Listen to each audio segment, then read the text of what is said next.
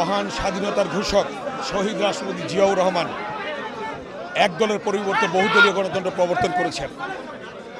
আপনারা জানেন গণতন্ত্র পুনরুদ্ধার করেছেন। দেশনেত্রী বেগম খালেদা জিয়া দীর্ঘ 9টি বছর আন্দোলন করে সংগ্রাম করে স্বৈরাচার মুক্ত বাংলাদেশ প্রতিষ্ঠা করেছেন এবং দীর্ঘ 16 বছর বিএনপির ভারপ্রাপ্ত চেয়ারম্যান জনাব তারেক রহমান আন্দোলন করে সংগ্রাম করে এবং সর্বশেষ ছাত্র জনতার রক্তের বিনিময়ে আমরা পেয়েছি নতুন বাংলাদেশ।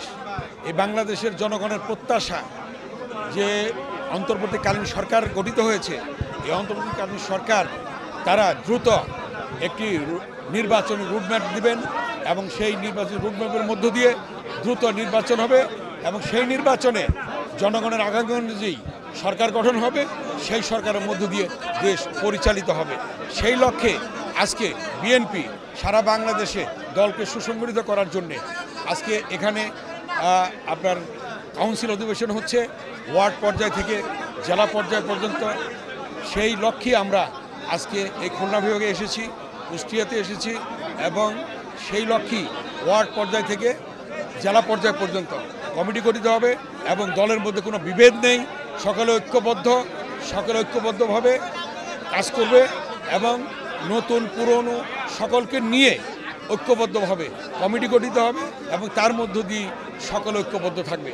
আপনারা দেখেছেন জাতীয় ঐক্যের ডাক দিয়েছেন প্রধান উপদেষ্টা, ঠিক এমনিভাবে বিএনপির ভারপ্রাপ্ত চেয়ারম্যান জনাব তারেক রহমান বলেছেন যে নির্বাচনে জয়লাভ করলে জাতীয় সরকার গঠন হবে, সে সকলকে নিয়ে দলমত নির্বিশেষে দেশ পরিচালিত হবে। অতএব আমাদের উদ্দেশ্য, আমাদের লক্ষ্য সকলে ঐক্যবদ্ধভাবে এই দেশটাকে গড়ে তুলতে হবে। গণহত্যার আসামি, বিডিআর হত্যার আসামি, ছাত্র জনতার হত্যার আসামি যে ব্যক্তি, তার বিচার হবে নিয়ম অনুযায়ী, আইন অনুযায়ী, কোর্টের নীতি অনুযায়ী। সেই অনুযায়ী বিচারের মধ্য দিয়ে তাকে যখন কোর্ট ডাকবে, অবশ্যই ভারতের সাথে বাংলাদেশের সাথে যে বন্দি চুক্তি রয়েছে সেই অনুযায়ী তাকে নিয়ে আসবে, এনে তার বিচার করবে। বাংলাদেশের জাতীয় পতাকা ছিঁড়ে ফেলেছে, বাংলাদেশের জাতীয় পতাকা পুড়িয়ে দিয়েছে। এই লক্ষ্যে আজকে যে বাংলাদেশের মানুষ প্রতিবাদ করছে, জাতীয় ঐক্য প্রতিষ্ঠা হয়েছে।